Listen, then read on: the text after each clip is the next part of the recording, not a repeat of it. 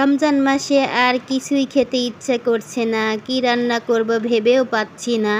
আসসালামু আলাইকুম, সবাই কেমন আছেন? এই তো শুনলাম রমজান মাস আসবে আসবে, কিন্তু সেই রমজান মাস চলেই যাচ্ছে দেখতে দেখতে।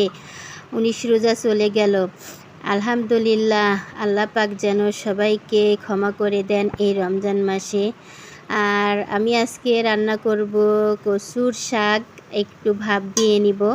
যেহেতু ইলিশ মাছ দিয়ে রান্না করব, তো একটু ভাপ তো দিয়ে নিতেই হবে।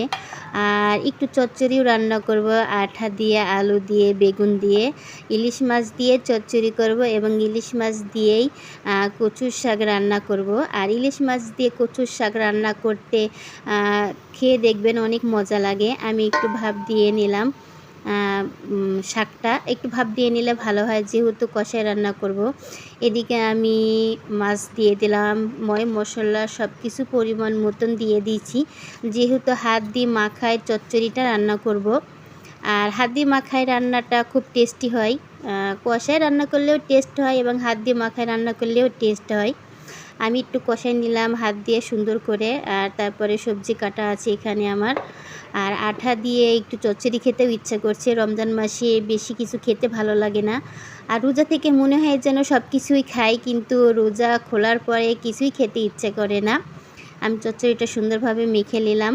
আর এইদিকে আমি কচুর শাক রান্না করার জন্য প্যান বসাই দিয়েছি এবং পেঁয়াজটা ভেজেও নিব, যেহেতু মাছটা আমাকে কষাই নিতে হবে।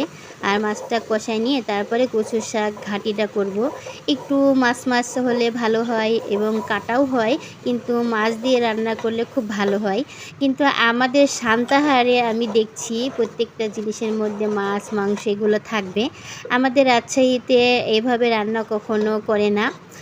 প্রত্যেকটা জিনিসের মধ্যে মাছ থাকবে বা মুরগির ছিলকা থাকবে বা মুরগি থাকবে। আমি মশলাটা সুন্দরভাবে কষাই নিলাম, একটু মাছ দিয়ে ভালোভাবে কষাই নিব। একটু ভালোভাবে কষাই নিতে হবে, নাহলে একটু গন্ধ বের হবে। যেহেতু এখানে 4 টুকরা ইলিশ মাছ দিয়েছি, বেশি দিব না। আর কচুর শাক দেখে মনে হচ্ছে অনেকগুলো, কিন্তু অনেকগুলো না, সামান্য একটু। আর রোজার সময় বুঝতে তো পারছেন, বেশি খাওয়া দাওয়া ভালো লাগে না, আর বেশি রান্না করলে নষ্ট হয়। এদিকে আমার চচ্চড়িও হয়ে যাচ্ছে। আমি সুন্দর করে কষে নিলাম। এবার শাকটা দিয়ে দেব, যেটা সিদ্ধ করে রাখছিলাম। এই যে আমি শাকটা দিয়ে দিলাম। এবার সুন্দর করে আপনি বেশি করে কষাই নিব। বেশি করে কষাই নিয়ে একটু হালকা পানি দিয়ে দিতে হবে, তাহলে দেখবেন আস্তে আস্তে আপনি নাড়া দিতে দিতে রান্নাটা হয়ে যাবে সুন্দর। আর খেয়ে দেখবেন অনেক স্বাদ, যেহেতু একটু কাটা কাটা মনে হবে, কিন্তু খেতে অনেক স্বাদ। আমাদের রাজশাহীতে এভাবে খায় না, এমনি রান্না করে। এই তো আমার রান্না শেষ। আমার যেহেতু রমজান মাস, আমি পাতিলেই রেখে দিয়েছি রান্নাটা, পরে আবার বাড়বো। আসসালামু আলাইকুম, ভালো থাকবে।